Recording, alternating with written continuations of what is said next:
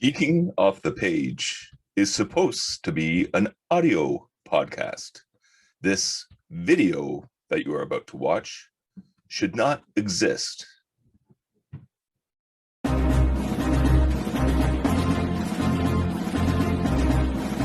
In a world overrun with an infinite amount of multiverses, originating from a plethora of sources, four longtime friends band together to try to make sense of it all and present it to an audience in an easy-to-digest podcast.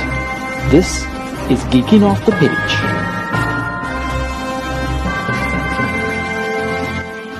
Hi everyone, this is Mike Kitchen. I'm coming to you from the Great Canadian North. Hi, I'm Trevor. I'm in terrible pain, but I'm still here. I'm Gavin, and I'm dumber than a bowl full of ice. Ain't that the truth? I'm Troy. It's nice to have. Hi, Troy. And I'm Troy. And in the morning, I'm making waffles. All right, so we want to welcome everyone to Geeking Off the Page. This is our 7th episode. Thanks for joining us here. This is a collective of like-minded friends that have known each other since our college years over 25 years ago. And where we back then talked about this sort of stuff, we're talking about it now. And what we're talking about is comic books, movies, TV shows, and whatnot. Everything centered around the geek universe.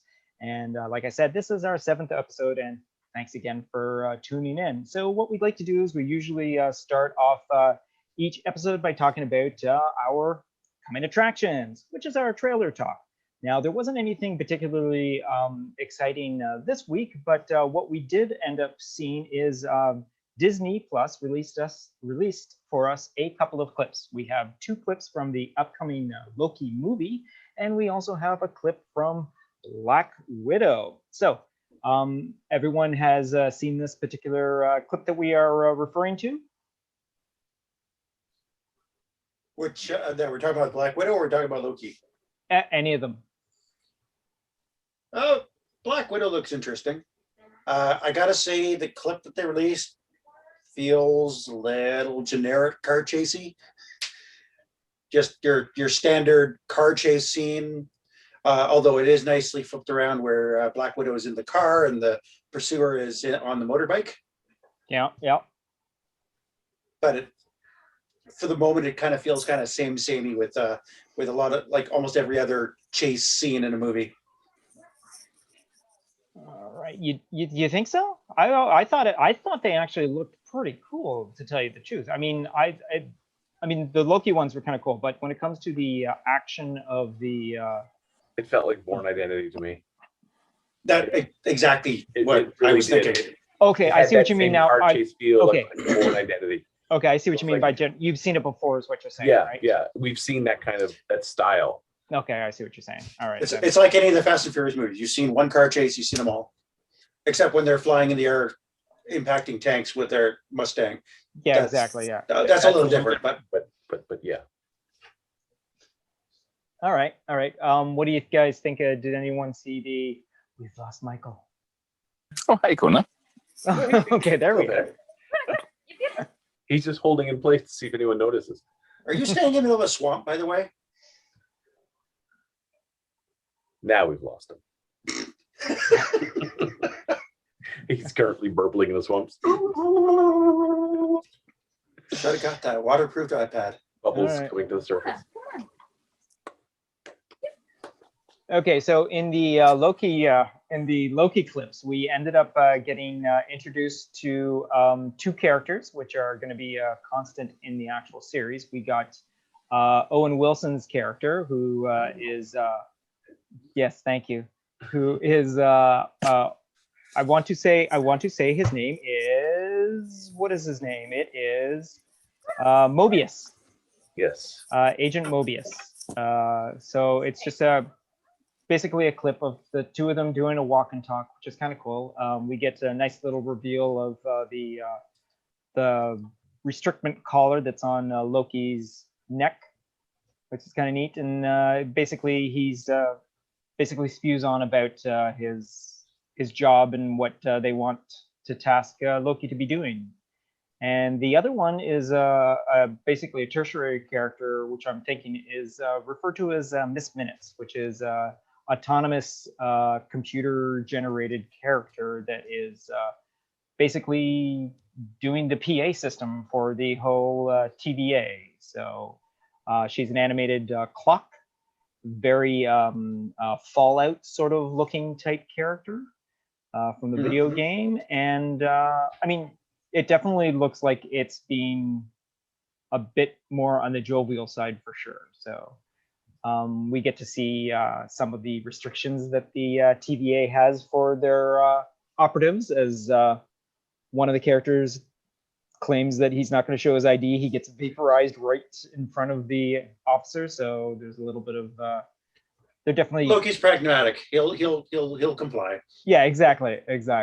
So Does anybody know if the Mobius character is that an actual Marvel character? Like, has that shown up in comics?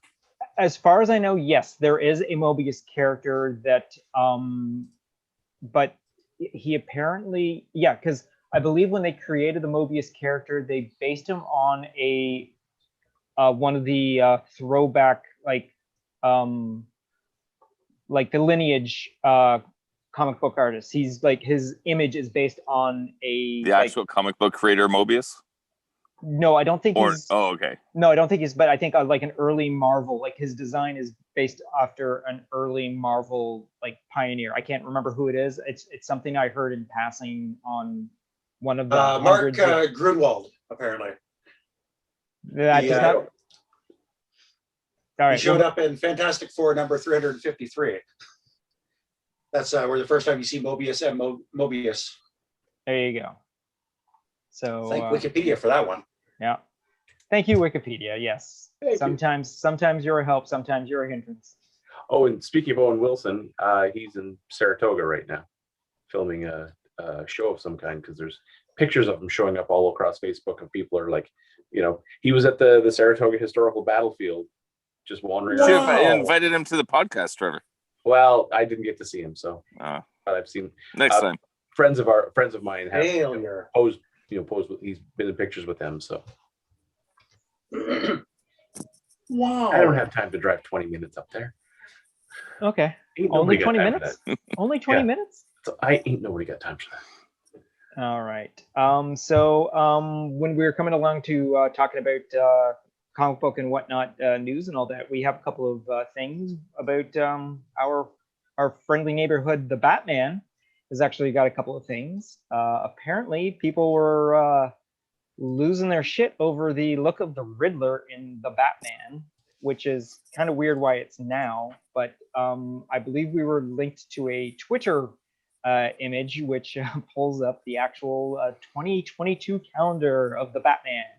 And on it, we have several images of, well, not actually pictures of him, but it's drawings of the Riddler, where his head is completely wrapped up in tape, as we've seen in the trailer that it is. And we have quite a few shots of actually the Batmobile, which is kind of neat. But yeah, so what do you guys think about this Riddler? He doesn't seem, to me, he doesn't seem very Riddler, just visually. He seems more like a scarecrow. He seems more like to be fair, we've only had 3 live action incarnations of the Riddler, right? The original Adam West version, the Batman Forever version, which was a Joker. Jim Carrey. Which was, yes, so it's Jim Carrey doing a Joker. Jack Nicholson impression, yeah. And then this guy, yeah. But like every single animated version of him has always been green suit, question marks all over him. And maybe this will work. This could work. Problem is, I mean, the animated series one, I think, was a better design, because Riddler is, you know, at his heart, he's a very cerebral character. You know, he's not gonna like put up his fists and you know, go toe to toe with Batman. He's gonna use his brain. But to see him, like, you know, all wrapped up with basically duct tape with some holes punched for his mouth, and then the tape kind of wrapped around his glasses, it's like I can't take him seriously. You know, this guy could come bursting through the door with a butcher knife wearing that, and I would start laughing as I beat the crap out of him. because I'm like, really, this is I mean, you couldn't even stop at a Halloween store and grab a generic mask. You just had to stop at like Home Depot and grab a strip of like a roll of duct tape. You know, if you're going to commit to it, get some Gorilla Tape and really, you know, push that stuff in. So that's how I was like, I see the renderings of that costume. I'm like, this looks like a guy who does not, you know, his toaster's not full of bread. He's, you know, his drawer's is missing some crayons, like the whole bit. Like he just doesn't strike me as a cerebral villain. This is what we were talking about last week. It's like, you seriously just get the animated series guys to design stuff. Like, go with that. Like, really, they should fire everyone from the DC movie universe. Yeah, I can't figure out, like, when they say, hey, we got this villain, we're going to go get this design company to come up with some designs. And it's like they go, animated series? No, we won't look at that. Like, I'm sorry, Mr. Freeze. Like, from Schumacher's debacle, even putting, you know, shoehorning Schwarzenegger into that outfit. Did you not look at the animated series? Did you not look at the design that Mike Mignola did? Like, yeah, the Heart of Ice series was one of the most epic ones. Yeah, I mean, and just even that design, like even through Batman Beyond, and they, you know, update the iterations of Mr. Freeze, it's still a very iconic villain. Yeah, exactly. But when you see the crap they do instead, you're like, why is this what you're doing? You know, it's you don't have to reinvent the wheel and make it square and on fire. Well, the good news is Bruce Timm is heading up the new animated series. Yeah, that is what one of the other things is. Yes. So apparently, the WB, Warner Brothers. HBO Max. Is HBO Max? Yeah, that's really going to be broadcast. Right. So it's Warner Brothers, yes, HBO. That's it. Yeah, Warner Brothers and HBO. But there's also going to be something on the Cartoon Network as well. Mm-hmm. So Bruce Timm, Matt Reeves, who is in charge of the new The Batman movie coming out, and J.J. Abrams are going to be working on the new Batman: The Caped Crusader TV series, which again going to be animated, and it's kind of it looks very Gotham, like year one sort of. Like there isn't very much from it. All we have is a single image from whatever the promo is, and if it's going to be following along this lines, it looks like it's going to be flares. Will there be There has to be. I think it's in the Abrams contract, unless they like limit him to like no more than 3 flares an episode. I'm definitely getting a very old school comic version of Batman here, especially with the way the ears are kind of like sort of bowing out a bit. Definitely, yeah. My only concern is the artwork seems to be spot on. Like, you know, that looks like year one Batman. Yeah, for sure. Yeah.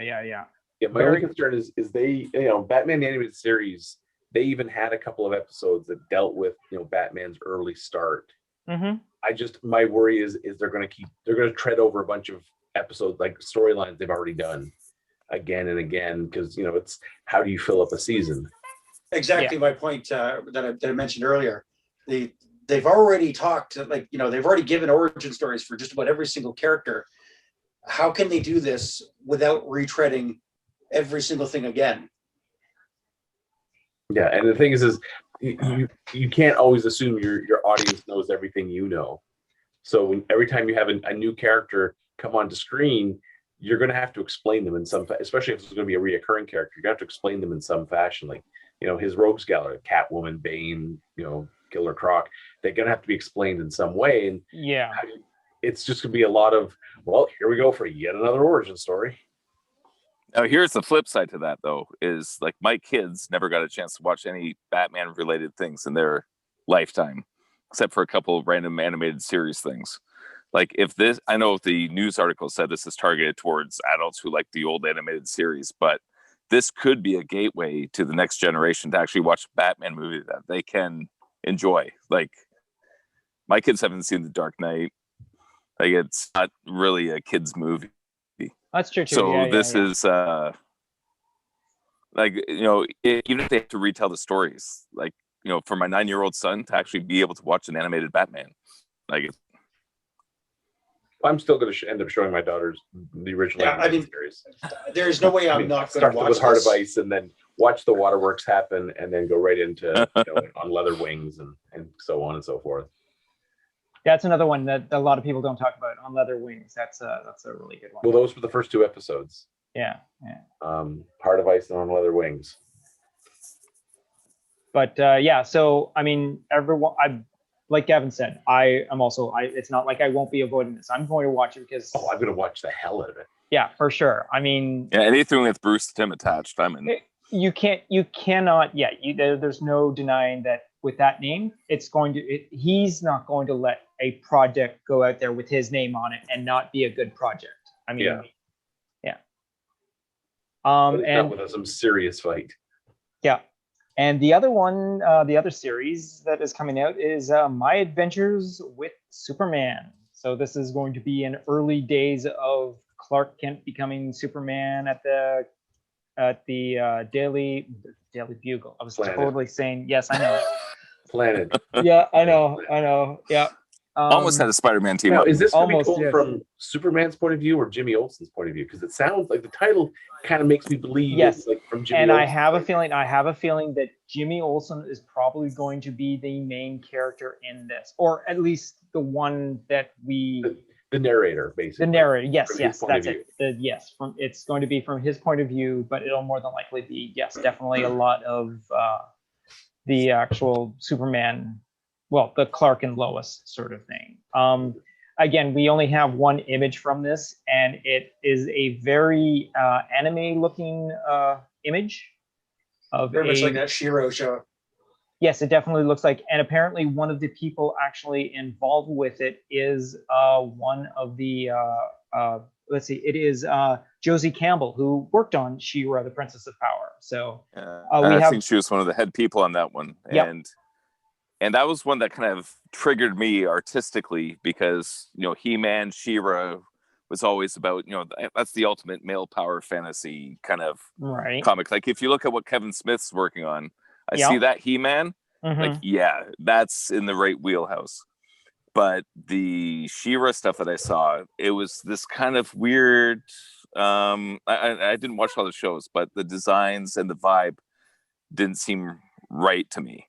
And that makes me nervous seeing that vibe attached to a Superman property. Well, it'll be interesting. I would point out that She-Ra was like the new version of She-Ra, I think, is more aimed to obviously the younger female audience. There honestly has not been a whole lot that can really resonate, but I felt I watched a few episodes of it, and I felt it.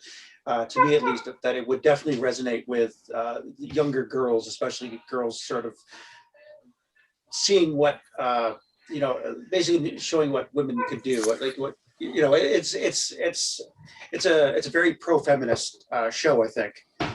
And of course, we grew up on He-Man and She-Ra, like the original Mattel stuff, and it was very much like aimed at the boys 8 to 12 kind of category, whereas this is given a much more broader target of girls to really aspire to.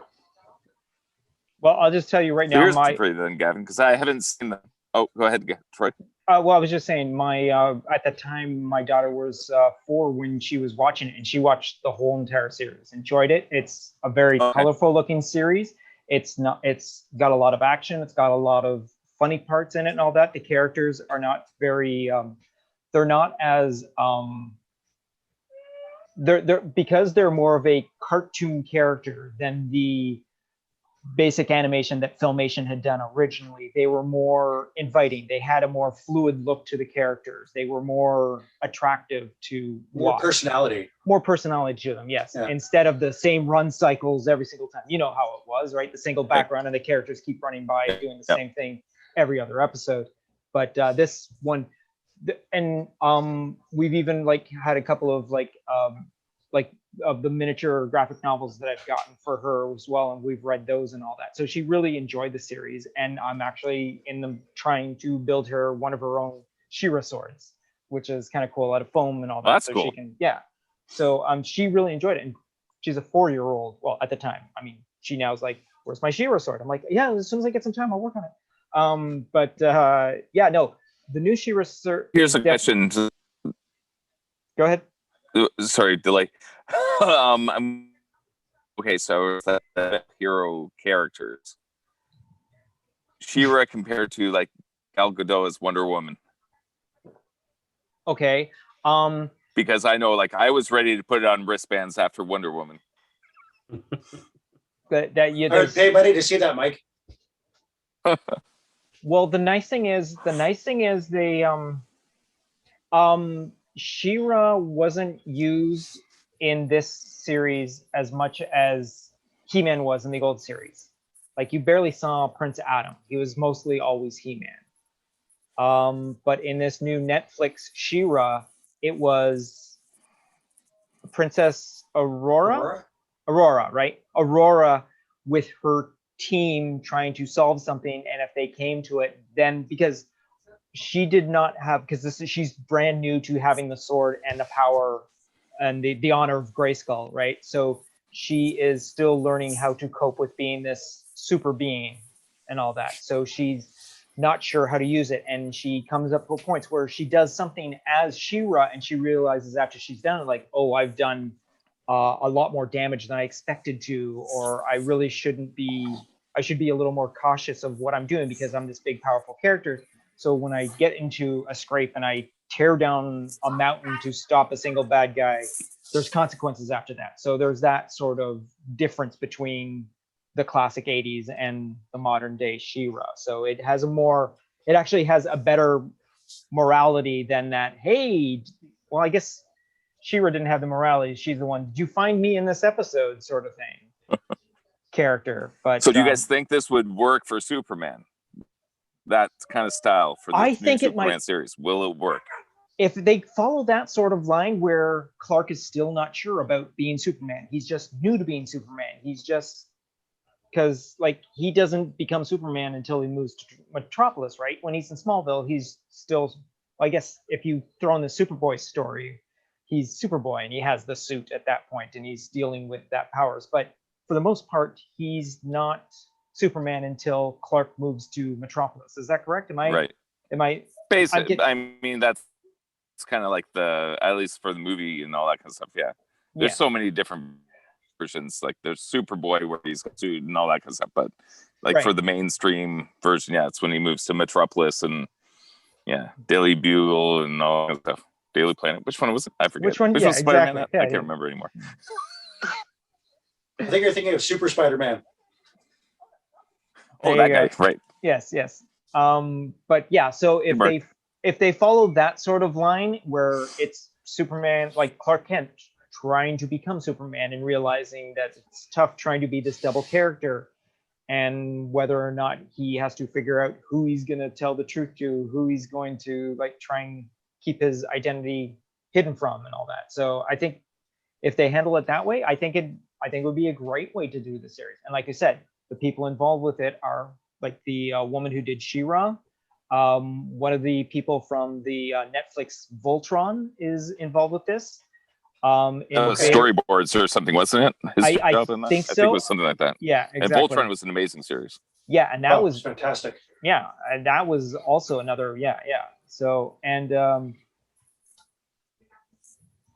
So apparently, and the other thing they did say is that Jack Quaid from The Boys will be voicing Superman. So, Jack Quaid, who plays the main guy, Dennis Quaid's son. Why can't I think of the character's name right now? I haven't watched it for like a couple of months, and now I can't remember. The one that activated the sphincter bomb on the Invisible. Hero? Yeah, exactly. Yeah. There we go. Yes. The guy that gets involved with what's her face? Huey. Huey. Yeah. Yes, Huey. Oh, Huey. Yes, of course. That's stupid. Was Trevor just waiting for that? Mm-hmm. Oh, you son of a bitch. He always has like a 2-minute delay for these names. We know you could answer it right away, Trevor. I could have, but it's more fun to watch him sweat. Speaking of the boys, did you guys happen to see the picture that on Instagram that the butcher, Karl Urban. thank you, had posted with him and Jensen Ackles and Jack Quaid, and how they were welcoming Jensen Ackles to the cast of Boys Season 3, which is filming currently in Toronto. I had not seen that image. Yeah, it's kind of neat. They're all celebrating with a beer, and it's kind of funny because Karl Urban is holding on to a bottle of Corona as they're celebrating that, and Jensen Ackles is excited to be learning some new swear words. I did see the head writer who he posted that thing on I think it was on Twitter a while back of challenge accepted, you sons of bitches, and talking about the one storyline that they everyone was saying you can't do it, where all the heroes say, oh, we're going off to space to fight aliens. Instead they go to an island of debauchery, and there's a picture on Twitter of like the front page of the script, and he's like, challenge accepted, you motherfucker. Really? He did it. He wrote it. He filmed That's it. pretty good. So I'm looking forward to that particular episode. All right. Okay. Oh, Trevor, you're a mockery.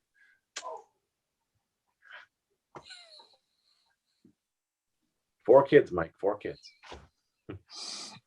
I know.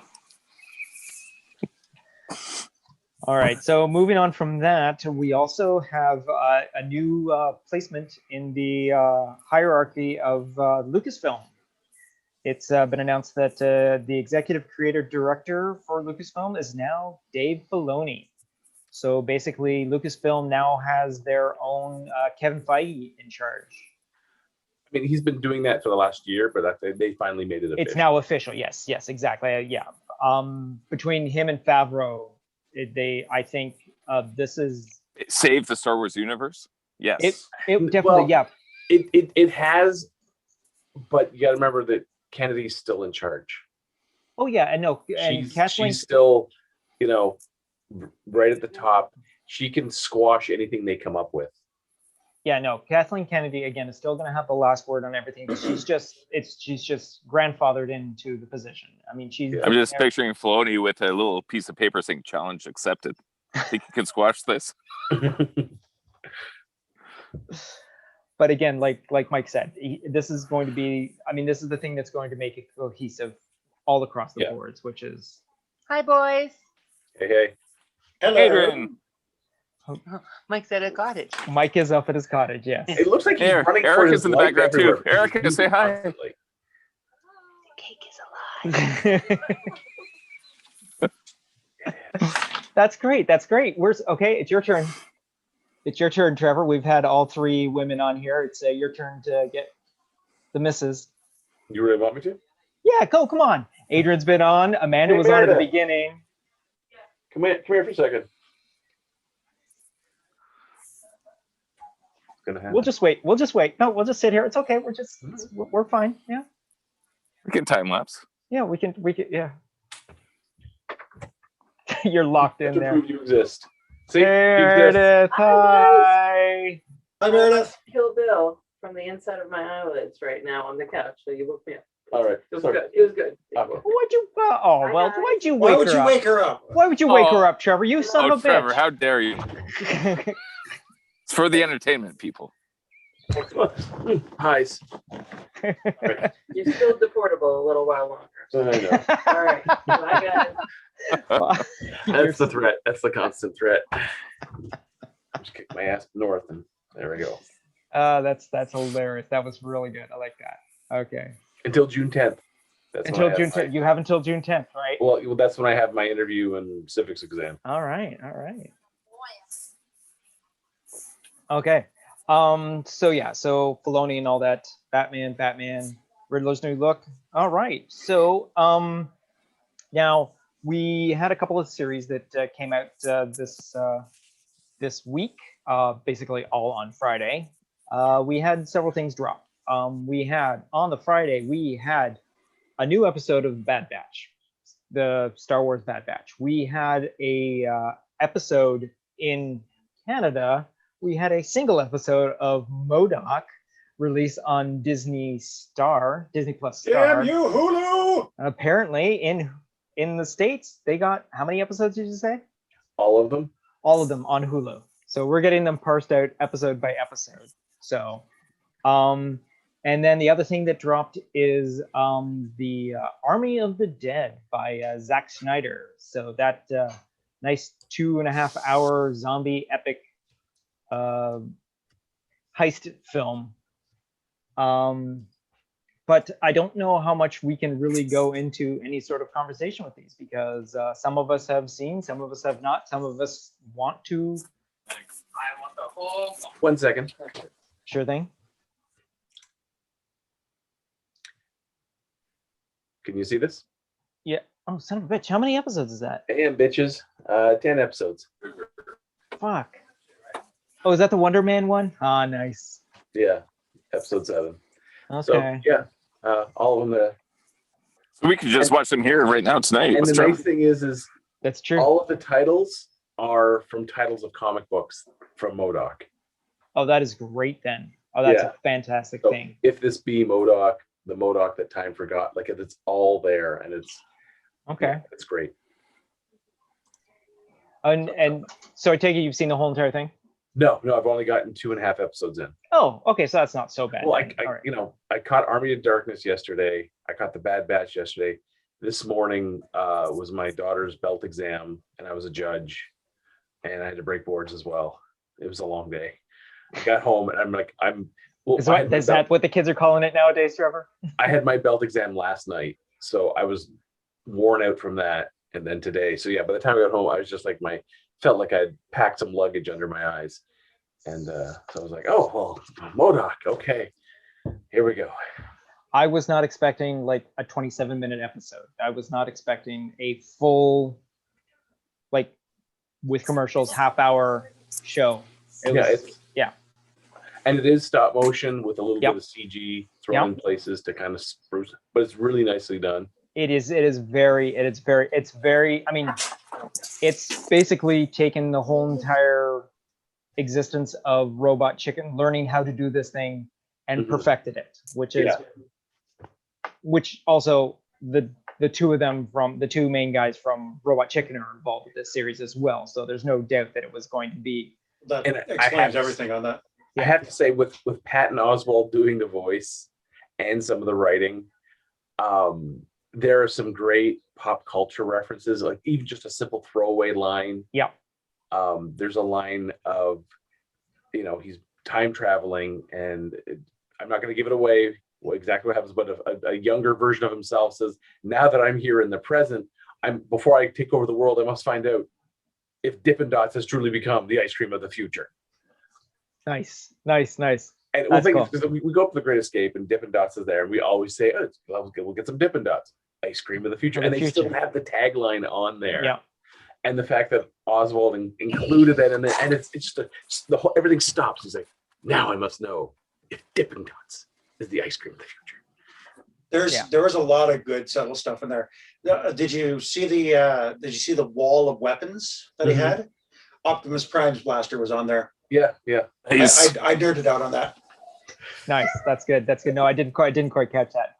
The series is, I mean, even though it is a silly stop motion animated dolls, it is quite gory for what it actually is. Yeah. It is. There's a lot of blood, there's a lot of guts, there's a lot of gore, but it is really well done. People losing limbs. Yep, people losing. When that pet got rearranged, Amanda pretty much noped out of that at that point. She was just like, nope, I'm good. I don't need to watch this show anymore. Yeah. No, it was Erica liked the humor. Yeah, we watched the trailer. We didn't watch the full episode, but she was all in. All right. Yeah, my daughter's like, not I to don't like? know, guys. I don't know. moving will say puppets that- with silly jokes. I don't know, but that was right down our wheelhouse anyway. It was me Yeah, and that's Erica. good. That's the good. first episode was the high point of the week for me. Well, that's good. No, that's a great thing then. That's pretty outstanding of I'm endorsement. invested to go through the next 7.5 episodes. Yeah, we'll Possibly be there in nine, about July. Trevor. Yeah. but maybe 7.5 tomorrow. weeks, 8.5 weeks? By tomorrow night. By tomorrow night, of course you will. Yeah. Yeah. But so like we said, over here in Canada, we get it parsed out episode by episode, which I mean, it's the way Disney's running things. They don't Yeah. drop full series. I mean, they know that they can bring people in, but the fact that it's on Hulu in the States, It's Yeah. all at once, boys. but it is originally set to be a series for Hulu as well, though, wasn't it? Yes. Yeah. Yeah. It was part of that, like we said a week or two ago, that series of maybe coming out sort of thing. So, Mhm. all right. Yeah. I also like the fact that the daughter is also a M.O.D.O.K as well, Yeah. which is a brilliant. Also, just as evil as M.O.D.O.K. Yeah, exactly. But as a teenager, like just in a teenage world sort of thing, not world domination. She just wants to be like Queen Bee in Yes. high school. Yeah. Someone has a dress Also, that's 2 shades. The son is having a bar mitzvah. Yes. Which was kind of nice to see that. I mean, we know Mom's not Jewish. I didn't know M.O.D.O.K was Jewish, but It's Jewish. But doesn't the Technically part. see, my understanding, ever since I discovered that I was half Jewish, I've been told I'm not truly Jewish because my mother was not Jewish. Correct. Exactly. Jewishness is passed down by mother. yes, exactly. Yeah. So I'm Jewish by proxy, essentially. Jewish by proxy. Okay. You got to make All a right. T-shirt for that, Gav. Yeah. Jewish by Jewish proxy. Merchandise. There we go. Bumper sticker. Jewish by proxy. Yeah, there you go. By proxy. Put that on a little bit of a cozy or something like that. Cross T-shirt. Mhm. Yeah. T-shirts, hats, whole 9 yards. Condoms. Then it just said J. You had to go there. Indeed.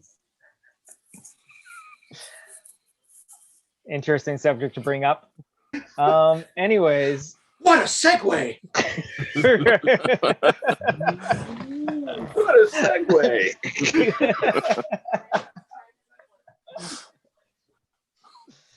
All right. So I guess that's about it for our regular stuff. Well, there's the Bad Batch. Anyone catch the Bad Batch? I did catch the Bad Batch. Michael, are you following the Bad Batch? Or are you I've only watched the first episode. Still interested to see more. okay? I'd be happy to hear what you guys hear or have to say about it so far. So go for it. Okay, what about you, Gavin? You saw it. I as saw. well, right? I Yeah, just saw the last one just before I joined. Okay, gotcha. So we're introduced to the third episode. The guys are still on the run. Is this the 4th episode? Boop-a-doop-a-doop-a-doop-a-doop-a. I thought it was I only think the this is. I third. think this is 4. The latest episode, we were introduced to. I could have sworn. Okay, yeah. Well, who's fastest? Who's faster on the search? Mike, why don't you have this information at your fingertips? Yeah, come on, Mike. You should have this already. Oh, Your Mike. husband Mike's in the just. wilderness. Ask a nearby deer. They're well The deer informed. said 4. Yeah, the deer The said deer 4. said fourth. Okay. Yeah, it is 4th. It is the fourth episode. The deer was correct. The deer. Turns out deer are smart creatures. There There you go. All right, I'm gonna go ahead and say that I think I'm done with the Bad Batch. Really? Yeah. First episode, it was basically it's a double episode, so it was 75 minutes long. Right. But it set up the story, set up the unit, their whole thing through Order 66, and so far the last 3 episodes have been about 2 minutes of useful information and 25 to plus minutes of filler, like just filler. Like they, so it was the second one. We find out a little bit more about the sniper, but the main crew that we're following with little Mary Sue there is just running and running and running. And then the third episode, they inevitably get stuck on a planet with some sort of hostile creature that they have to whatever. And then it just, yeah, It's very formulaic. It not even formulaic. It's just like usually you'll have one or two episodes that are advancing the storyline in the logical motion. You'll have a filler episode to kind of slow things down so we get some other information, and then we carry on. But we've had the start and then filler. I mean, the story really hasn't gone anywhere. They have no destination in mind. They're still on the run. We know nothing but the girl. In fact, that didn't have a room for her on the ship, and that was it. Until the third episode, yeah. Well, I mean, now we know that bounty hunters are after her, but we don't know why. We've had, other than the mystery perfect aim moment where she, fired a blaster and had absolutely 100% accuracy aim, we know nothing about her. And we're already 4 episodes in. We only got, what, 4 more left? No, I thought this was like 16 episodes long, wasn't it? Let's see. I thought it was like a full animated series. No, there's 16 episodes. Yeah. Well, if this is the case, I mean, it's taking them a damn long time to get there. Like, it just feels. I've seen a lot of. I'm going to give it the benefit of the doubt.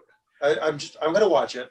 I liken it to, when you go to a generic restaurant and you order a hamburger and you're just wondering how much newspaper did they use as filler to make the patty as big as they did. Like this is what it's feeling like. They're giving us like 1 minute to 2 minutes per episode of actual story information or new character information, and then 25 minutes of just who the fuck cares.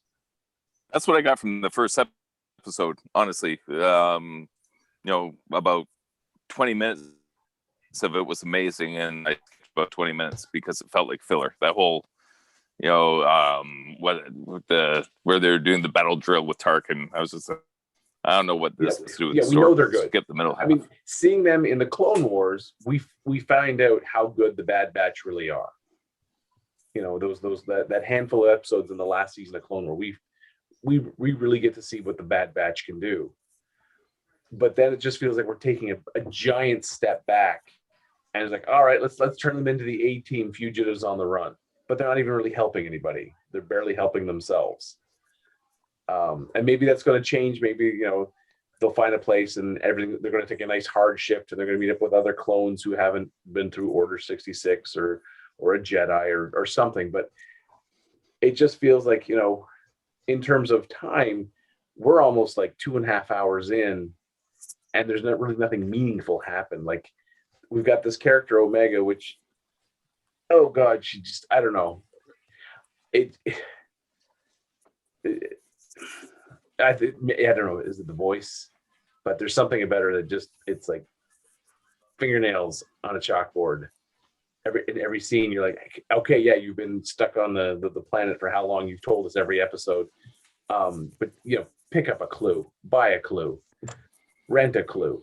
I mean, the big dumb guy seems to be smarter than she is most of the time. And I will object to how easily the big dumb guy got dropped this past episode. Yeah, I find there's a lot of inconsistency, specifically compared to the episodes of the Bad Batch in the Clone Wars. They are a far different unit. So, and we're not seeing that,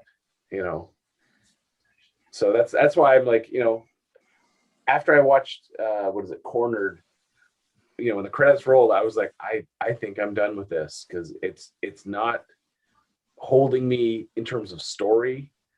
We're not really advancing the characters in any way. It's the same. They're starting to feel like they went from dimensional characters to cardboard cutouts now. So Troy, what do you think about all that? Because you're like the biggest Star Wars fan and most gung-ho out of the whole group of us. What do you think so far? Sorry about that blankness there, guys. I forgot I had my mic. I had my mic. I just thought you were thinking. Muted. Yeah, no, I had my mic muted. So I'm going to say that when the story came out that this was going to be the next thing that was going to come out from the animated series, the anything animated, the fact that it was going to be a continuation of the Clone Wars in that style. I was a huge fan of the Clone Wars from the beginning. I followed it through the 8 or 9 years that it took to air all 7 seasons and all that. Fell in love with the Bad Batch and that 4-story arc in the final season. And I was really excited to see this series. I tried to avoid seeing any sort of thing that led up to it, just to give me a new look on it.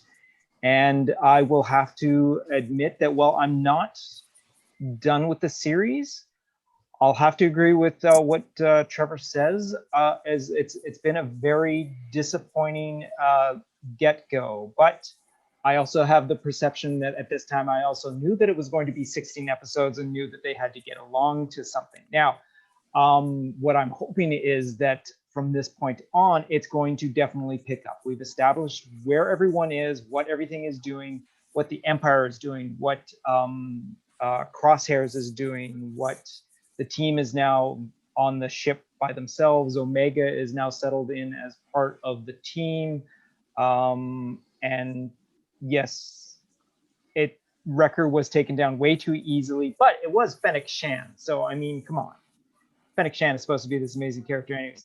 I must say, having a character, the design of Fennec Shan as an animated character is, I believe, a fantastic feat, because normally you basically create the animated character and then you have an actor step in when you're doing live action. But they reverse engineered this, and I'm pretty sure that this is a really fantastic model of Ming-Na, who does the voice of Fennec Shan, who originally did the character in The Mandalorian season 2, and I was blown away by the look of that character, sort of thing. But again, like you said, Trevor, I am very disappointed with how the actual series has gone to this point. But I'm having more faith in the series that it is definitely going to pick up, because I believe this is the episode that finally cements all of the different storylines, like how the Empire is gonna handle things, how the the Caminos are going to handle things, how I said his name earlier, this sharpshooter guy.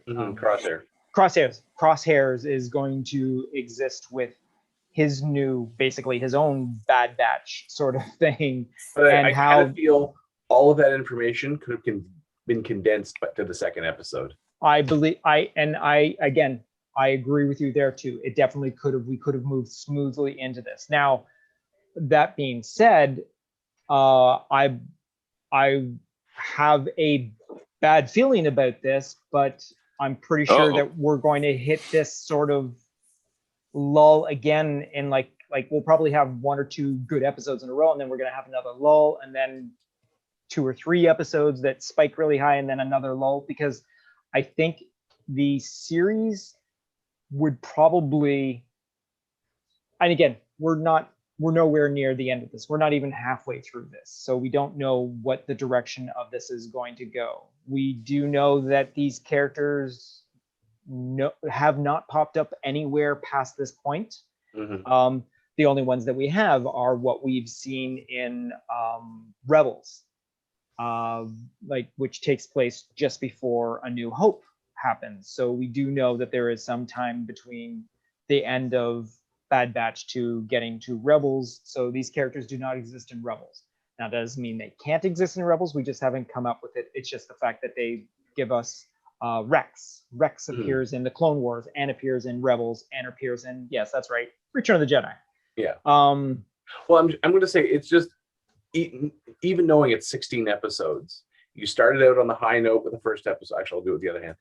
Start out with the high note on the first episode. You expect that dip for 2 and start to 3 to plateau, but by 4, you know that 8 is going to be up here. So by episode 4, they should be laying that groundwork. You should start feeling that upward tick. But this, all I felt was, you started here, 2, 3, 4, and this is where I'm at the bottom, and I'm like, is 5 going to be along that bottom before they start to tick up at 6? And if that's the case, do I want to invest that much time? And that's they should have, in terms of a story arc, we should be, by episode 4, that arc should be starting to push upwards to get us to 8, to have that same excitement level that 1 had. And it wasn't there. Yep. It just really wasn't there. And if it was the fact that, bounty hunters are after it, that's not a big enough of a, of a story development to make him go, ooh, now things are picking up. Yes. Yeah. Again, like I said, I agree with you there. I think the fact that they decided to give us, it would have been nicer if, like, in a previous episode, we had like a non-known bounty hunter. They run across some sort of other character that was hunting them, so that they know that they're, instead of all of a sudden given this known character, it's like all of a sudden, hey, we're going to run into M.O.D.O.K, and M.O.D.O.K is now hunting us, sort of thing. Yeah. It's not the way it should have been handled. To throw that into the storyline with such a character, I think it should have been something that could have been built on in the previous episodes, and it would have been a little more. And then once we now hit a professional bounty hunter, then the stakes have suddenly risen, instead of, oh, who was this chasing us? Why is she after us? Sort of thing.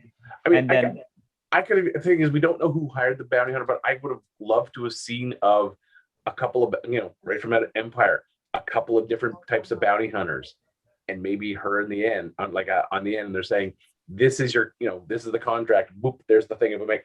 That would have been enough of a, you do that at the end of episode 3. Then we know that, there are outside forces hunting her. But to just, she pops up out of nowhere and, oh, this is the first time I'm hunting. It's like, and that would actually tie nicely to everything they established with the Mandalorian, because Mandalorian, you've been shown the way the bounty hunter system works. Exactly. Right. Exactly. So you could tie that in by doing the same thing. Like, people are hyped for that. But this just, I don't know. It just feels like, like they're like, they've got, it's like they've got a couple of good storylines, and they're like, now we gotta, it's like 2 cans with a string between, but they're letting that string dip too far. And it's not capturing the sound. It's not capturing my interest. And at the end of this episode, I was just like, I don't know if I could. I mean, I don't know if I'm going to sit through episode 5. I'm going to wait, maybe have some other people watch it and see what they say, because that was 30 minutes that I could have been doing something else. I could have been watching an episode of M.O.D.O.K. That's why I love this podcast. I didn't watch any of those, and now I know. But I'm definitely not going to give up on the series, though, because I know Filoni's track record, like I said, Clone Wars, the 7 seasons. I mean, there are hits and misses for sure, especially in the first season. Well, I think with Clone Wars, the first season and a half, maybe 2 seasons, it almost felt like they weren't sure what direction it was going. Yeah. And then they found their stride. And then by the time they hit Rebels, they had a better idea of, all right, this guy has some ideas, let's listen to him. Yeah, exactly. And they just let him, and then, Filoni right into, with Favreau into Mandalorian, they're like, at this point, they're like, we trust you. But it just feels with this, because, Filoni was a co-writer on the first episode and is really an executive producer. He hasn't directed anything of these. And I think that's what's hurting them, because it doesn't feel like his hands on the wheel with this. Sure. Yeah, for sure. Awesome. Okay. So, yeah. And then AOTD. Sorry? Army of the Dead. Well, like I said earlier, I only got through the first hour of it because it's a 2.5 hour Zack Snyder zombie heist movie that has great potential. What I've seen looks really, really good. It's entertaining. It's very, I don't know how to put it. It seems very, like, the opening itself looked very low-key, looked very like guerrilla filmmaking. Then you have the opening sequence where you're introduced to all the characters in the opening montage. Looks fantastic. looks a little too much like Zombieland. And then you go into the character work once the movie starts, and you're reintroduced to all the characters and why they like what has happened afterwards and all that. So I mean, I'm definitely intrigued. The fact that it takes us an hour into the movie to get the cast back into the corned off Las Vegas. But yeah, I'm definitely gonna watch the rest of it for sure. I will say I feel like the guy who edited Dodie Dorn needs to get fired. There's no reason that this movie needs to be 2.5 hours long. Honestly, this movie could have come out at like 90 minutes and still told the same story. Well, it just honestly, it's just with, I mean, I went through this with Snyder's Justice League. Scenes play on for far too long. You know, get in, say what you're trying to say with a scene, cut, get to the next scene. There's scenes that just play on and on and on. And yeah, this movie, honestly, this movie could probably easily be edited to 90 minutes. The editing is just so terrible. Yeah, I mean, I love that opening sequence. I was sitting in front of the TV and I had to pause just as they started the credit scene or the title scene, and I had to pause there and I'm like, I gotta get back. I don't care whatever it was, I gotta get back here now. Like, and then I watched the rest of it, and luckily Harrison was asleep for a good portion of it, but it was just, I'm sitting there and I'm like, is this scene still going? Oh my God, is the scene still going? And then they do unnecessary character development that you're like, this has no bearing on the story. It really has no bearing influencing whether I like this character or not. It just feels like it's a time filler. And it just feels like, Snyder, because he's one of the producers and did the screenplay and directed it, was like, all right, I'm gonna, this is my chance to do my successor of Dawn of the Dead, Dawn of the Dead I loved as a movie. There was a couple of plot holes, but I'll agree with you there. Great movie. Dawn of the Dead was a fantastic, especially seeing it is a remake. It's more of a tribute than a remake of the original. I mean, when I heard that he was doing basically a heist film and during the zombie apocalypse, I was like, oh hell yes, like shut up and take my money. This sounds like a great idea. Now that I've seen the movie, I'm kind of like, I kind of want that money back. Yeah, that's the problem I had as I got to the end and I'm like, really? That needed to be 2.5 hours long? Really? Now, is that your only problem with it? That it was too long? Oh no, there's quite a few story issues. Okay. Now they had to replace one of the actors, kind of like a last minute sort of thing. Chris D'Elia, he got hit with several sexual misconduct accusations, and so they pulled him out like in August of 2020. They already shot all the scenes, so they had to go back, hired a new actress to replace him, shoot all the scenes again, and then digitally insert the actor over top of him, sort of thing, in some of the scenes where there's crowd shots. Really? Yeah. But you're talking like a Christopher Plummer over top of Kevin Spacey sort of thing, right? Yes, that sort of thing. Oh, okay. But it's just, again, it feels like there's, in some ways, like when they set up the heist, there's like, well, we have a couple of extra characters here. And then they're like, well, let's develop these characters. We're like, we don't need to. That's not necessary. So that was some of the issues. And then, there's a couple of just raging plot holes that they just keep harping on. And there's just, I mean, I could spoil with a bunch of these plot holes, but for people who want to see the movie, I won't go that far, but that's why I'm saying M.O.D.O.K has been the high point of things to watch this week. Okay. You got to admit though, that friggin' zombie tiger. Oh yeah, Valentine. Yeah, fantastic. Oh, and the fact that they name drop it too. Yeah, well, they even say that it's Yeah. Siegfried and Roy's. Siegfried and Roy's, yeah, one of their tigers. Yeah. Yeah. So, yeah. Yeah, there's a lot of really cool concepts. There's some that are a little too much of like a 12-year-old going, wouldn't it be cool if, and somehow got into the film. I see. I think that sounds like a Zack Snyder thing to do too. Yeah, that was I think it's 100% Snyder's behind a couple of those. But wouldn't it be cool if, and you're like, but when you turn 13, then you're like, no, that's not cool. All right. So yeah, I guess on that note, I guess we're going to move on to our final part of the show, and that's our box office showdown. And I believe all four of us are here for that. I'm looking at you, Mr. Michael Kitchen. Absolutely. Okay, good. Okay. Oh, you're looking at my blank image? I'm looking at your name card. So yes, that's a nice font. Your title card. You don't have to put the video back on if it's too much of a. There you go. If it's too much of a streaming issue, just go to the title. Yeah, card. no, just go to. I just wanted to make sure that you were here because we were not going to do this because you weren't able to hear. But if you are here, we will go through and we will talk about our box office showdown. Okay. Let's do it.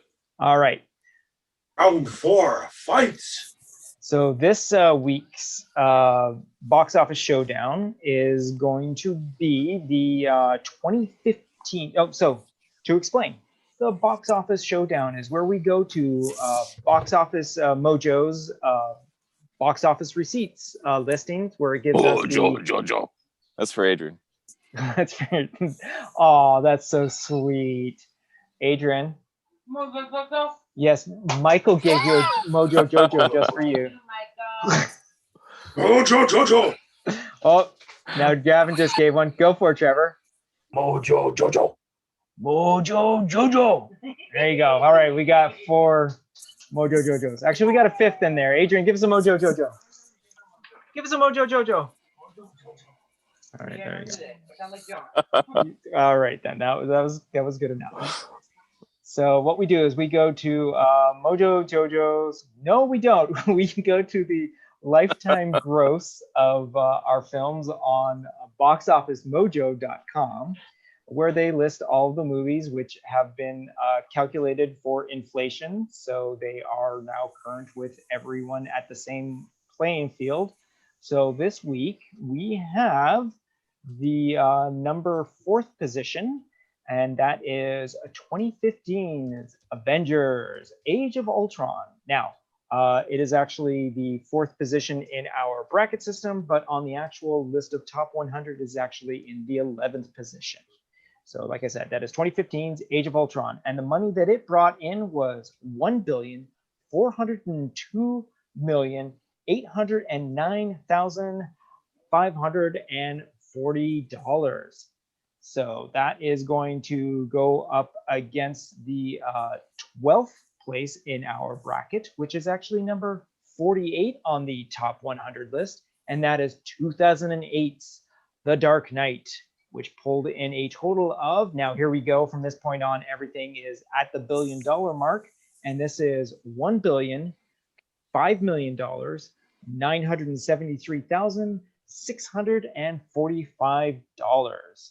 So that's what we are here to do. We are now going to basically break down, discuss, and figure out between the two movies which one is the better overall. So we might as well start off with the number 4 position, and we are going to be talking about 2015's Age of Ultron, which is directed by Joss Whedon, written by Joss Whedon, and stars pretty much all the Avengers, including a couple of new characters, which we are now introduced to with the characters of both Quicksilver and the Scarlet Witch, which actually isn't actually given the Scarlet Witch. They both go by the Romanoff names, but we all know who they actually are to begin with. And we're actually given the head bad guy of Ultron, voiced beautifully by the Mr. Spader. James Spader. Yes. James Yes. Spader, yes.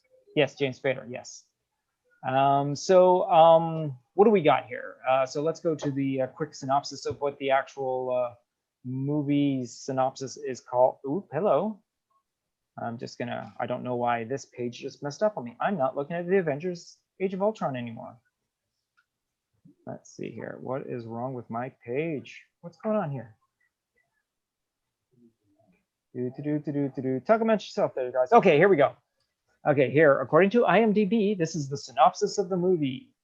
When Tony Stark and Bruce Banner try to jumpstart a dormant peacekeeping program called Ultron, things go horribly wrong, and it's up to Earth's mightiest heroes to stop the villainous Ultron from from inciting his terrible plan. So what do you guys think? That's pretty close, isn't it? Yeah. Meh. Okay, so what do we think about well, Josh Whedon's second attempt? And again, we already had this discussion with our thoughts and feelings about Josh Whedon the previous time we brought up the Avengers, but what do we got about this particular movie? It's the first real outing of the Avengers. I'll say the same thing I did. Like, go ahead, Trev. I did. Late. Yep, there we go. Okay, so this is going to be a spirited conversation. So yes, as pointed out from last week's little, basically special, like a little advanced preview of this week's. Yes, I believe that once it was pointed out, I didn't even think of it until you had actually pointed it out last week, Mike. That yes, this is definitely the only full Avengers movie. It is the one where they are a team. They start off as a team. They are working together as a team. They go through this whole entire thing as a team. Right. It's from start to finish. Yeah, from start to finish. They are right out of the gate. They're on a mission taking on Hydra. The party afterwards. They play around with Thor's hammer. They go into hiding, hang out at Hawkeye's. It's like back in the day, hang out on Trevor. All right. Yes, exactly. It is, and like it was pointed out, the first Avengers movie, they are still trying to figure out how to work as a team. Civil War, they are broken up. Any of the other movies where the Avengers have come together, it's difficult for them to work as a team. And this is them at the best that they can be, that they are. I mean, this is the one that is, which makes the Avengers the Avengers. This is the movie. Now, what are your guys' thought of the actual movie as part of the series? I can say very with absolute authority that nobody can write monologues quite like Josh Whedon and James Spader had like incredible monologues as Ultron. Like, it was chilling to hear him talk, and watching this lethal killing machine just colloquially, like having a conversation with someone.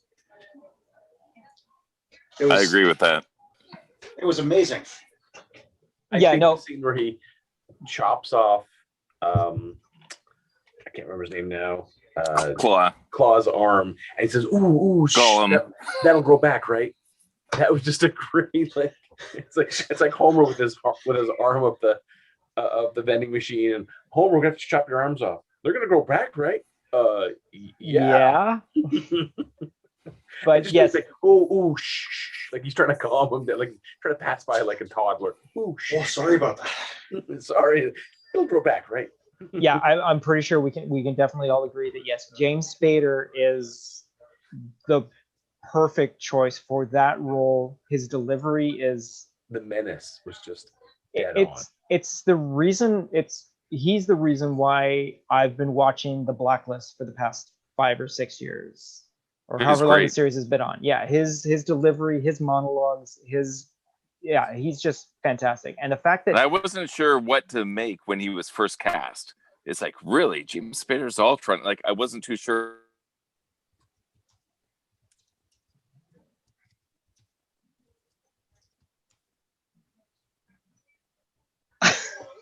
All right. No, we weren't too sure there, Mike. We definitely weren't too sure. I think we lost Mike. Did we lose Mike? I think Mike's gone. Okay, let's continue on. Hi there, Mike. You're back. I think I lost connection. I was just saying, yeah, when the that first trailer, where it's the whole song that I got no strings to hold me down. Yep. That's From where I was Pinocchio, sold. As soon as that happened, it's like, okay, he can knock Ultron out of the park.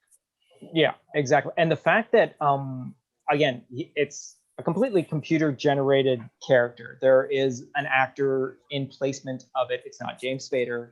He did not put on the dotted suit like Mark Ruffalo does when he does his Hulk. But he definitely, I believe he actually was on set delivering lines for the sequence, if I remember my behind the scenes stuff that I saw. Yeah, the creation of Ultron, because I'm sure like you guys as well as me, from the comic book, you knew what Ultron looked like. He did put on the costume. Sorry, what was that? He did put on the costume. There was a costume for it? Yeah. No, there is not. There is not a picture of James Spader in an Ultron costume. You are Screen totally share. lying to me. No, he's in. They captured him? He's in a cap. He's in a cap. He's in a cap. Nice. He's in a mocap suit. They took his I have face. not seen this. There's a whole featurette. Okay, and you I know see that. him, because they wanted his motions and mannerisms. I did know that they did the. I did know that they did the face, but I didn't realize that they did a whole entire mocap as well. Oh, that's so fantastic. Yeah. Oh, that is so great. I will admit this is probably the Avengers movie that I go back to the least. Yeah, so there it is. All right, that is fantastic to know that. All right, cool. And then again, yes, because they can always just re-alter where all the positions are. That's the one where we lose Jarvis, but we gain Vision. Yeah, that is the one where we lose Jarvis, but gain Vision. And gain Friday? Yeah. Yeah, we gain Friday, right? And it's a nice little thing is when he's going through all the different AIs, he skips over Jocasta. Yeah. From the West Coast from Avengers. Yeah. So I only have two problems with this movie. Okay, what is that? Okay. It ended. Quicksilver dies.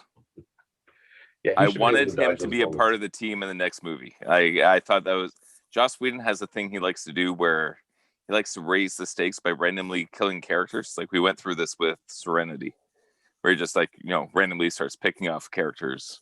Yeah. It doesn't really advance the story, but I guess it makes it edgy and you're supposed to feel more for it.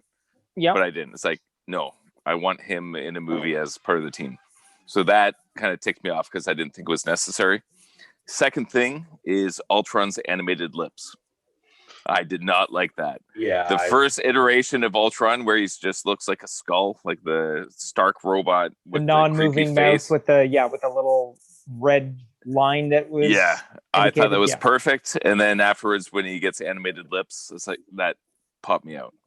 Yeah. But I think those are the only two problems I had with the whole movie. Everything else, it holds up for me. I didn't appreciate the death of Strucker. I mean, again, it's the whole. Yeah, we did talk about that. Strucker had much more to contribute. Yeah, I honestly think Shield probably, when Shield got a hold of him, they were going to pull like a Zola on him, stick him in a think tank, pull all the ideas out of his head, and then, figure out what to do with him, but not just, and then Ultron kills him and writes in blood on them. It just kind of stopped killing off name brand characters. Yeah, no, I agree with you. They could have kept him in their back pocket, kept him put aside, and then pop him up somewhere along the line or something like that. But it was a useless death. There was no reason for that character to go out that way. And going towards Civil War, that's one where I did think they would start killing off characters. Mm-hmm. But the Russo brothers didn't. Like, I was sure that War Machine was going down. There's a whole bunch of things where it's like, these guys are so dead.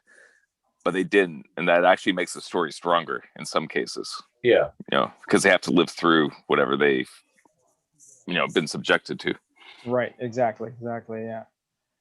But I guess again, it was definitely an entertaining movie. I love the hell of it. Seeing it in the theater, it was fantastic. I Captain think, America splitting with his bare hands. yeah, And language. yeah, That was great good. too, That yeah. was- yeah. I particularly like Tony Stark when he's like, please be secret passage, please be a secret passage. Yay, secret passage. Yeah. It was just Robert Downey Jr. just really, really settling into the Tony Stark character. Like, Right. it's Having fun with it. exactly. Like I refuse to believe that half of his lines were anything but ad-libbed. You're probably right. Oh, and funny thing is, every time you saw him snacking on something, apparently it was never actually in the movie. He just hid food all around the set. So I just like reach in. Like,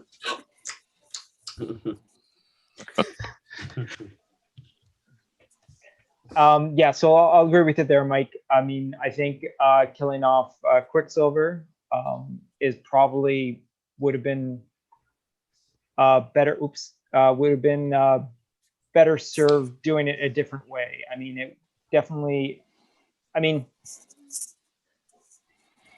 I understand why Josh Whedon did, because Josh Whedon likes to do that sort of thing. That was definitely, like you said, like for Firefly, that was his wash moment, to taking out a beloved character that you just introduced in this movie. Well, I guess technically you introduced them in the previous movie in a film, cutscene. He introduced these characters and then boom, gone. Yeah, exactly. I'm surprised he didn't do that for Toy Story, because he was a script doctor on that.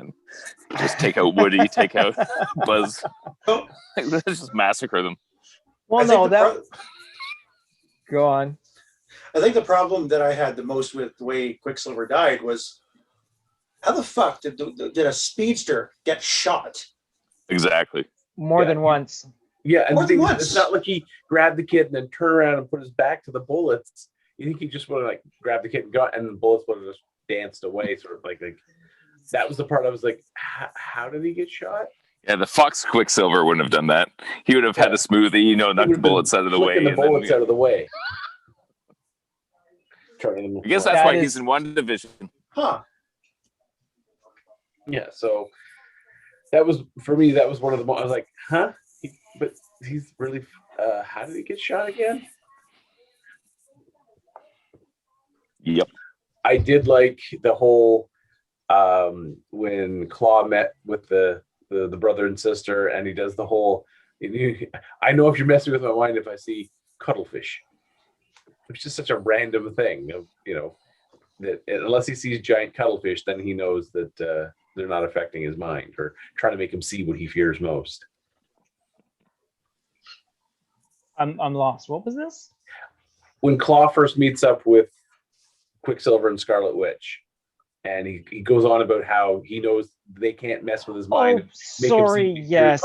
Yes. Because what he fears most is cuttlefish. Right. Yes. Sorry. I completely forgot about it. Andy Serkis, I think does a fantastic Claw. He is much better served in Black Panther. He is definitely he's not, Andy Serkis in this movie is a bit of a very cartoonish sort of caricature of the Claw character. Yes. Right. Whereas he's able to be a little zanier in the upcoming. He's got his arm cut off. Exactly. That was the serious arm. Yeah, that was a serious arm. So he had a serious arm amputated. Yeah, he had the serious arm taken off, and after that, he's just got to be zany. Right. Although I did like he does the throwaway line of talking about, I sent you the missiles, and if you call him again, the next missile he sends will be coming much, much faster. Right. Yes. It's a nice little throwaway line of like, just don't. This is not a guy you want to antagonize. Right. Because whatever he sold you, he still has more. All right. Let's see here. What else we got? And then we have, what's the other one again? The Dark Knight. Yeah. So the other movie we're going up against is the Dark Knight, which is the second in the trilogy by Christopher Nolan. and it is starring the tour de force cast of Christian Bale, Heath Ledger, Aaron Eckhart, Michael Caine, Gary Oldman, Morgan Freeman. We got Maggie Gyllenhaal in it as well. And out of the trilogy, it is pretty much, I believe, seen as It's the strongest of the the three. strongest of the three, yes.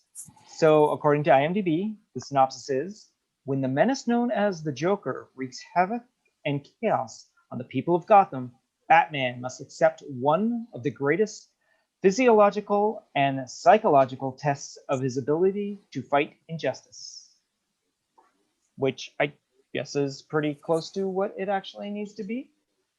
So like also what I said is this basically pulled in just 400 million less than the Age of Ultron, but it was 2008, which was a pretty spectacular time for a movie like this to be out, because there wasn't a lot still on the market, and it was a DC series that was very well accepted by the viewing audience, because it was different than anything we ever seen, especially from the Batman. These characters do not have any superpowers. We are not in a superpower universe. We are in a normal people with basically their wits and psychoses and their gadgets, exactly, to help them along. As sci-fi as it gets, it's the gadgets that do it. So what did you guys think? I love this film, mainly because of the performance of Ledger. Mm-hmm. I mean, I think all the Jokers I've seen, you know, starting from way back when to now, his was basically the scariest damn Joker. Definitely. It was, it was a character that, he played it as, you know, a true agent of chaos. This is someone who you really didn't know from moment to moment which way he was going to go, or if he was just going to take a whole new direction that you weren't even anticipating.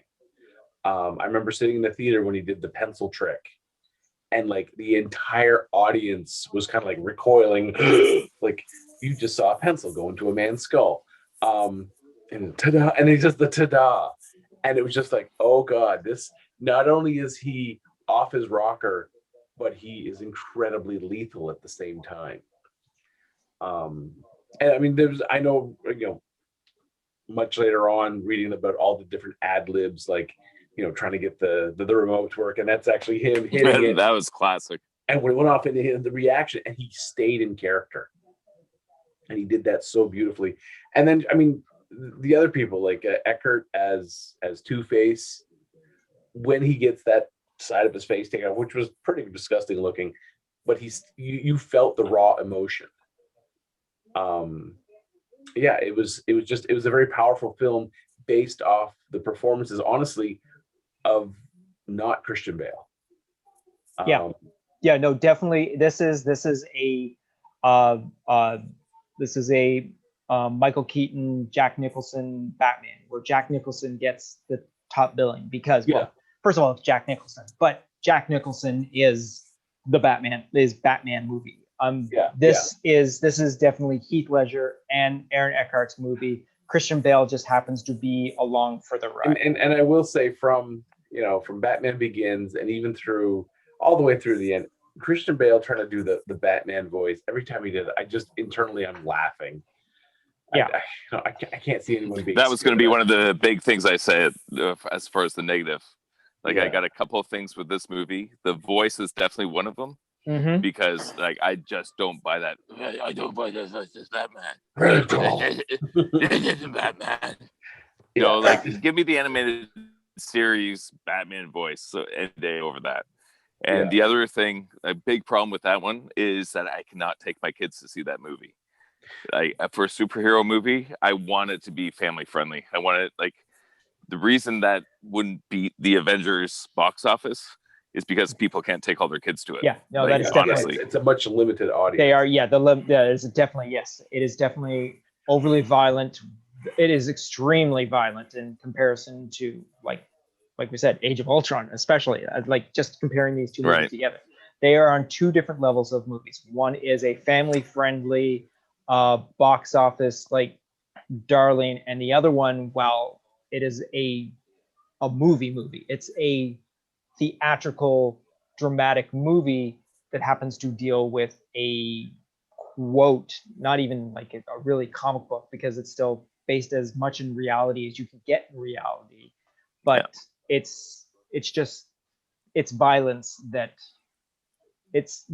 and its subject matter just unfortunately sets it above the point where, again, a general audience can't go see it. You have to be an older audience to see it. Yeah, And like, I actually think it's a terrible superhero movie. Well, things I think it's a great action movie. It's like a great Bourne Identity, a great James Bond, a great action hero kind of movie, but absolutely horrible as a superhero movie. even I can see where Mike's coming from with this. I would definitely agree with you, Mike, on that. Like between Batman Begins and The Dark Knight feels more in line with a Batman movie, but as you said, it still feels like kind of a like a Bourne / Bond / whatever. But like with Batman Begins, if you strip away any of the Bat motif stuff, it's a generic action movie. Yep. Like any part of the Batman is removed from the Batman Begins, it's suddenly it's just your generic Bourne Identity type clone. This one at least felt it would still be a great movie. Oh, yes, but I think this movie wouldn't work as well if they had, made it more of a PG movie, so you could bring the kids to. The movie would not have been as effective. You don't think so? I think they could. I don't think. I think they would have had to really pull back on a lot of the menace that Ledger had. Like, you wouldn't be able to do the pencil scene. There's a lot of scenes you wouldn't be able to do because to get that PG rating, you can't do stuff like that. And you take some of that stuff away, and then he's crazy, but you don't have that lethality of, and that's what made the Joker so dangerous as an audience member, is that sudden plunge into just such a lethal response. But as a PG movie, he wouldn't have that go, be able to go to there. That's why I think they could, like, if you took Mark Hamill Joker and did that live action, but the thing is, you could get it pretty menacing.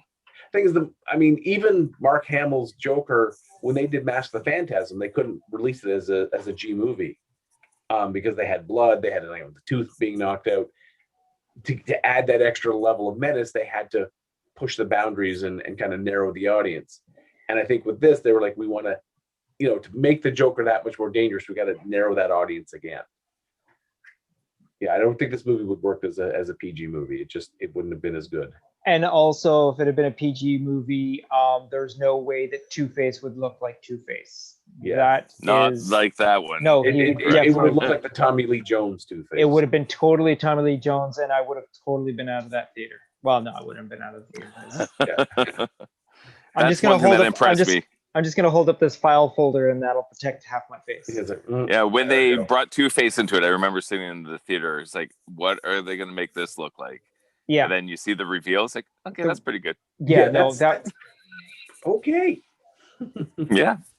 Yes, the things that there you go. The things that they did for this movie, the way they introduced Joker in that opening sequence with the bank robbery, was the buses. Was it just? It shows what the Joker is. It shows how he acts, why he doesn't have henchmen in this. Like, it's so fantastic. When they didn't have an origin, which I thought was amazing. The fact there was no origin for the Joker. In fact, there was like 3 stories. Yes. Yeah. That was brilliant. Yeah. Yeah, definitely. Did I ever tell you how I got these scars? Yeah, exactly. And when I know in the scene where he busts into the socialite party, I was reading, Maggie Gyllenhaal did not know, like, she had lines. And like Michael Caine had a slew of lines he was supposed to say, but Ledger's performance he forgot everything he was supposed to say. He was just standing there awestruck, and they like cut, and they're like, Mr. Kane, you have some lines, and he's like, oh shit, I did. Never got him out because he was just in awe of the performance. Nice. And to me, that shows you just how strong of that performance it was. That you have an actor of Michael Caine's range and experience, and he's left dumbstruck by another actor's performance on set. Yeah, and again, we now know of the dark stuff that Heath Ledger was going through at the time as well, doing this role, which is another added dimension to something that you probably don't know at the time of seeing the movie originally. It's only something you know afterwards. So upon repeat viewing, you see even more depth into this character, into this performance that is unmatched. And again, like we said, I mean, Christian Bale is not really needed in this movie very much. Yeah, he is.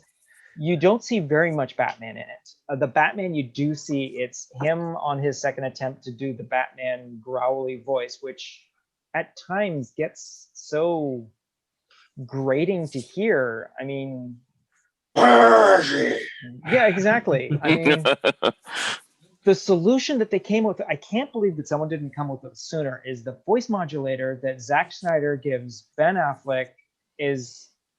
Why hasn't anyone done this before? Why?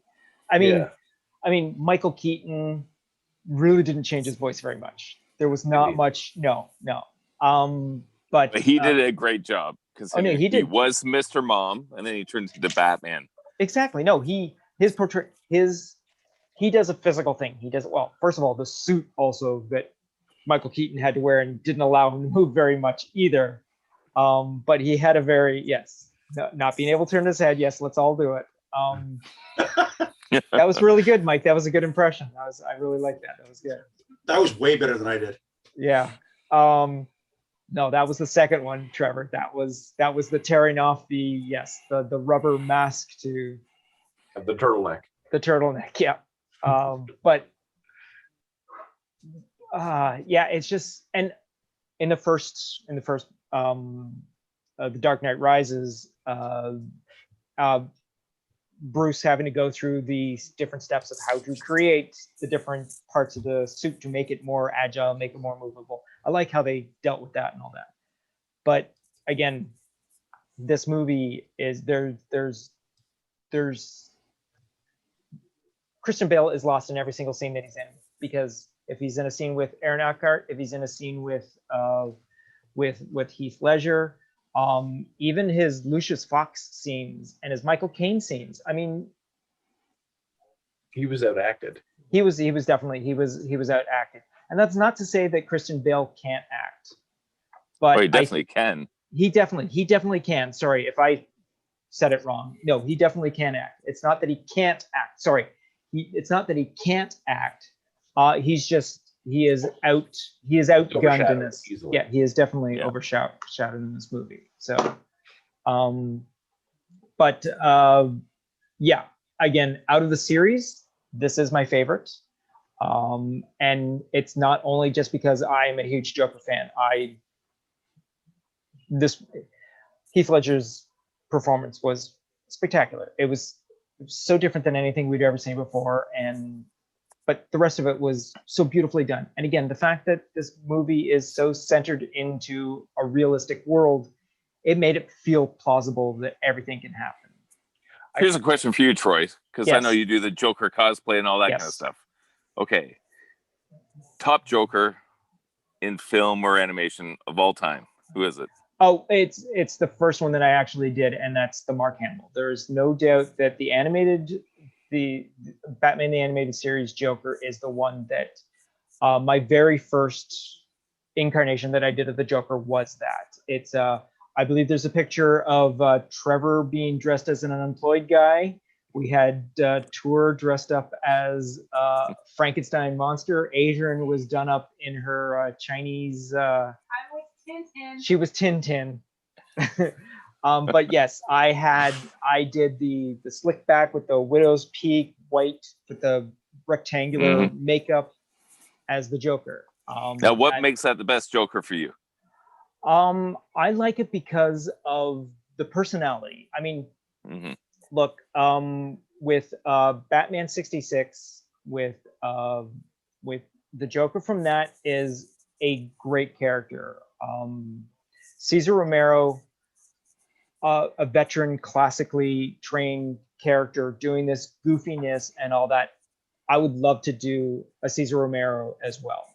Okay. Cesar Romero, you actually have to, he only has one costume. You can't do something and pretend you're Cesar Romero. You have Right. to do the white makeup. You have to have the fake mustache on underneath the white makeup. You have to have the hair slightly spray painted down with a little bit of a coif to it and all that. You have to you have to have that sort of thing. But with Mark Hamill's Joker, it has so many layers. It has so many, he can be the prankster, he can be the heavy, he can be the friend, he can be the lover, he can be the boogeyman. Yeah. And when I do that sort of Joker, I can do that all the time. Like when I go to conventions, I can. One of my favorite things to do is when I have a group of people, we're all dressed up in the different Rogues Gallery costumes, and when people have their picture taken, like when they take our picture, right, as the group, I usually volunteer, like, no, here, now give me your camera and I'll take a picture of you with the group. And they're all like, oh, okay, cool. And then usually I end up taking the picture and then take off running with their camera, right? I just run down the aisle and whatnot. Right. And one of my other buddies is like, yeah, I'm sorry about that. He's like collected like 7 or 8 phones. If we get like your contact information, we'll like try and get back to you as soon as possible. And that's when I like circle around and come back and all that. So you can play up that character. And that's the other thing that the Joker allows me as a cosplayer to do, is to do that sort of thing. I love it when a little kid is wearing a Batman costume and I'm doing my Joker. I just love the hell out of that sort of thing. That's one of my favorite thing with the Mark Hamill one. Again, because it is kid friendly, even though he's a complete psychopath and completely dangerous. Yep. But it's like, yeah, you can play with kids with that. You can for sure have fun with it. Yeah. I've also done the Batman. Try doing that as Heath Ledger. You cannot do that as that is a no. Yeah. I mean, you can, but then you're not doing Heath Ledger. You're not doing Heath Ledger. The police will be after you. Exactly. You have to be if you're going to, again, if you're cosplaying as the Heath Ledger, you have to be that brooding. And taking kids' cameras. Yeah. You have to be that scary, I will stab you in a second sort of thing. Right. Pop kids balloons. No, that would be Mark Hamill. Mark Hamill. Yeah. Heath Ledger would pop kids' heads. Yes, exactly.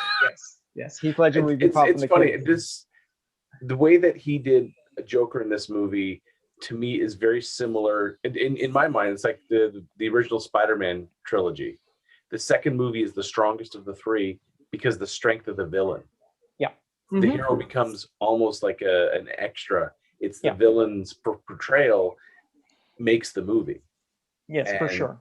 I felt the same way about The Dark Knight. It was like Doc Ock all over again. You know, he steals the show. He steals the movie away from the hero. Because I think if Ledger had played it more like Jack Nicholson or even Cesar Romero, he wouldn't have been stealing the scenes as much, and it wouldn't have been as enjoyable as a film. Oh, and to put a marker on that, yes, I do want to do Jack Nicholson's Joker at some time. I don't know which one to do, but I do want to do that. Again, that's one that's a lot of prosthetics, and to be able to get that smile proper. Yeah. I'm going to say a quick side note. The Arkham Asylum game that came out a little where they had Conroy as doing the voice of Batman, and they had Mark Hamill as the voice of the Joker. That was a chilling Joker. Because that's a Joker who realizes he's dying, so he has nothing to lose because he's dying anyway. But then when you could play the DLC that allows you to play as Joker, and there was a ton more of Hamill lines through that. Oh, it was fantastic. It was amazing. Yeah. And it was basically you could almost sense that was Hamill, like, all right, I'm not restricted by being on television and having to be PG. I can say what I want. Yeah. And they were and you could tell the people making the game were more than happy to let him have that freedom. I will And say, as a fun little fact, the DC Lego Supervillains game that you get on Xbox One and PlayStation 4, Mark Hamill is the voice for the Joker in it. Oh, is he? Yeah. Oh, I did that. I did not realize that. I'm just in the kitchen. Amanda's sitting there playing Lego DC villains, and I'm also going to hear a familiar, the Mark Hamill Joker laugh, Right. and I'm like, is that Mark Hamill? and this was fresh, relatively fresh off the heels of hearing that Mark Hamill wasn't going to do the Joker voice anymore. Of course, we keep hearing that, and suddenly he's back at doing it again. Yeah. But I just thought that was so neat. They got Mark Hamill doing the voice again. It just seems he can't get away from it. Oh, I mean, him reading Trump's tweets in the Joker voice was That was brilliant. And then him reading lines from this movie in his version of a Joker's voice, those were chilling. Yeah. I'm also gonna put this out there that Mark Hamill has been basically in my life as a known person since I was like 6, seeing Star Wars. I mean, Mark Hamill. He was everywhere at the beginning. He was an integral part of me growing up. So anything that had Mark Hamill in it, I was like, yeah, I like this guy. I mean, on top of Star Wars, Empire Strikes Back, Return of the Jedi, there was other stuff. I mean, he also got involved with Muppets, which is another big thing in my life and all that. Yeah. So when I found out about other things that he'd been in, I'm like, oh yeah, the Guyver and all these other movies that he had done and all that. And then voice acting, when that was it. I mean, Mark Hamill just is my Joker. I mean, there's it. I mean, and again, it's not all, because a bunch of his Jokers completely different. They look completely different. All the different incarnations that the animated series went through and all the other supplemental stuff that Mark Hamill supplies his voice for has completely changed the character, but he's always been the same character, which is kind of cool, and that is a tribute to Mark Hamill, like all the other great Jokers. Like Jack Nicholson did a great Joker for what he had. I mean, for 1989 box office, no one had ever seen anything like this. Tim Burton, it was a fantastic, crazy, off his rocker character, which is, I would say that's my second favorite. Yeah, Jack Nicholson would be my second favorite, but I'm with you. Mark Hamill is number one. Yeah. Heath Ledger, I love his performance, but again, it's getting into Bourne Identity kind of territory, where he's amazing in the movie, awesome psychopathic villain. But is that the Joker? Like, it's great. No, but I'd put him at number 3 for me on my list. And I think it's because his character is stuck in a Christopher Nolan movie is why Exactly. It feels the way it does. Yeah. Yeah. Because you could take Jack Nicholson's Joker out of that and put him into his own movie, and that would be that sort of thing. And that's why Heath Ledger, I think if you were to take that character out and expand on that character, that becomes more a Halloween movie or a Freddy Krueger movie. Exactly. Or that's what you would end up with. You would end up with a horror film. When I like, the movie The Joker with Joaquin Phoenix, I always thought in the back of my mind, if they had managed to get Ledger's Joker, like Heath Ledger playing that Joker, that movie would have been terrifying. And again, that movie would have been great. So, yeah. All right. So as we come down to this, we've basically discussed more about the Joker than the actual movies themselves. Between the two, what are you guys going to say? Which is the better movie? Is it the 2015 The Avengers Age of Ultron, or is it going to be 2008's The Dark Knight? I'm going to have to say Age of Ultron. Really, just straight out, that's Age of Ultron. No hesitation, no, really. I like The Dark Knight, but yeah, Age of Ultron, to me, I think, was sort of cemented that the reality that superhero movies can work as an ensemble, as well as like individual character movies. The Dark Knight, again, I liked it. Like it was a great movie, but it just didn't evoke that that superhero feel for me. Whereas Age of Ultron, like I was a kid, like sitting there reading a comic book. It was great to me. I'm gonna follow up after Gav because I have the same thing to say. Age of Ultron for me, exactly the same reasons. Like I think the Dark Knight was a great movie, but if I think about all the individual moments in the movie, I have to say Age of Ultron. Like Cap trying to pick up the hammer and he moves it, and Thor kind of gets a nervous look. That shot of Thor's face, yeah. Yeah, and it's like he could have picked that up right there. Like the splitting wood with the bare hands, the like bringing Vision into the ensemble. Like that was one character I didn't think they would be able to pull off, and somehow they did. If it wasn't for the animated lips on Ultron, I'd give it a 10 out of 10. Only a 9.8. Yeah. So Dark Knight. Yeah, Dark Knight again, great movie, but because I can't show it to my kids, it doesn't have the same rewatch value for me. So I have to give it to Age of Ultron. All right. I'm gonna call the movie based on the fact that I can watch it as a standalone movie and I can watch it as a part of a series, and it's going to be Age of Ultron.